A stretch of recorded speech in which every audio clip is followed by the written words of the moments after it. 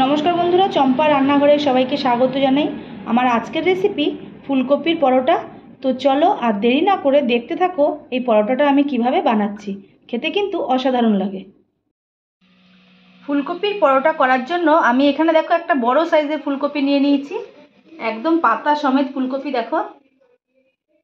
এবারে সবার প্রথমে ফুলকপিটা ছাড়িয়ে ছোট ছোট টুকরো করে নেব।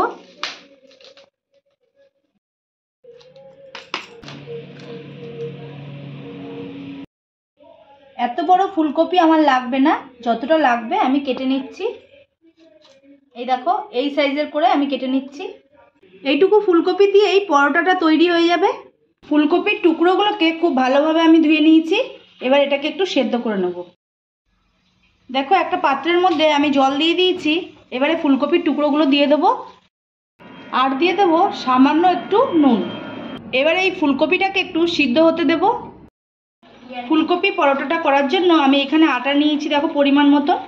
আটার বদলে তোমরা কিন্তু ময়দা দিয়েও এটা করতে পারো। এবারে এই আটার মধ্যে আমি পরিমাণ মতো নুন দিয়ে দেব আর দিয়ে দেব একটু সাদা তেল।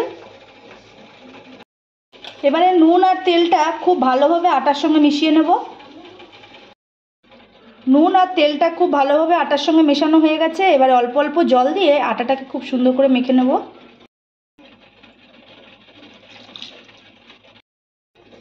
আটাটা মাখা হয়ে গেছে।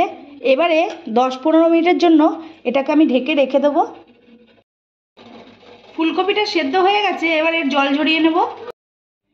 এবারে দেখো ফুলকপির যে ফুলগুলো আছে সেগুলো খুব ভালোভাবে সেদ্ধ হয়ে গেছে। আর এই যে ডাঁটার দিকটা একটু শক্ত আছে, তাই জন্য আমি ডাঁটার দিকটা নেব না। ফুলকপির সব ফুলগুলো আমি ছাড়িয়ে নিয়েছি। এবারে একটা ম্যাশারের সাহায্যে এটাকে একটু ম্যাশ করে নেব। ফুলকপিটা ম্যাশ করা হয়ে গেছে। এবারে গ্যাসে একটা কড়াই বসিয়ে দিয়েছি। এবার পরিমাণ মতো তেল দিয়ে দেব।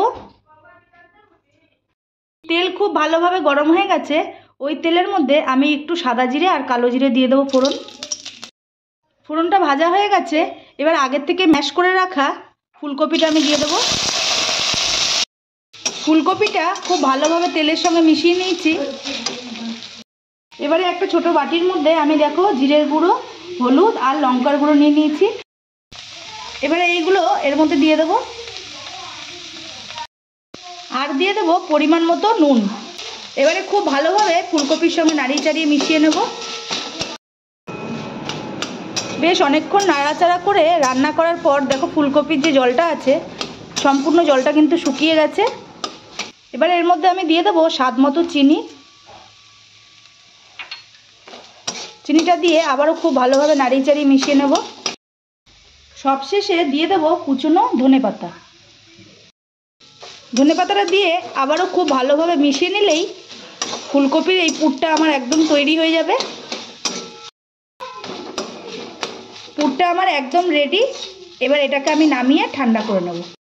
পুরটা একদম ঠান্ডা হয়ে গেছে। যেই আটাটা আমি মেখে নিয়েছিলাম এবারে সেই আটাটার থেকে আমি লেচি কেটে নেব। 4টে বড় বড় গোল্লা বানিয়ে নিয়েছি। এবারে একটা গোল্লা দেখো আমি এখানে নিয়ে নিলাম। ওপর থেকে একটু আটা ছড়িয়ে বেলে নেব।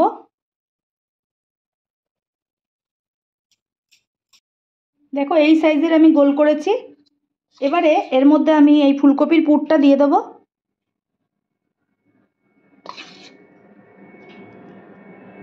একটু বেশি করেই পুরটা দিলে খেতে কিন্তু ভালো হবে। এবারে মুখটাকে খুব ভালোভাবে মুড়ে নেব। এবারে আবারও ওপর দিয়ে একটু আটা ছড়িয়ে বেলে নেব। এটাকে খুব হালকা হাতে বেলতে হবে যাতে পুরটা ফেটে বেরিয়ে না যায়।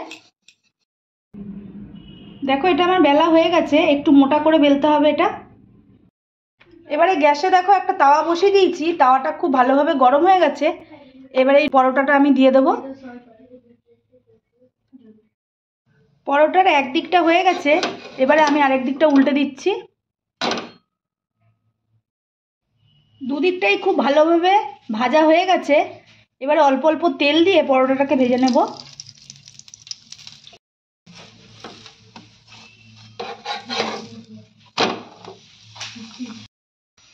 তোমরা চাইলে কিন্তু এর পরিবর্তে ঘি বা বাটার দিয়েও এই পরোটাটাকে ভাজতে পারো। ফুলকপির পরোটাটা আমার একদম রেডি। এবার দেখো এটাকে আমি নামিয়ে নেব। এইভাবেই সবগুলো পরোটা আমি করে নেব। তৈরি হয়ে গেল ফুলকপির পরোটা। তো বন্ধুরা, তোমাদের কাছে কেমন লাগলো আমার এই আজকের ভিডিওটা? যদি ভালো লেগে থাকে লাইক কমেন্ট শেয়ার করবে, আর আমার চ্যানেলে নতুন বন্ধু হয়ে থাকলে অবশ্যই চ্যানেলটিকে সাবস্ক্রাইব করে আমার পাশে থাকবে।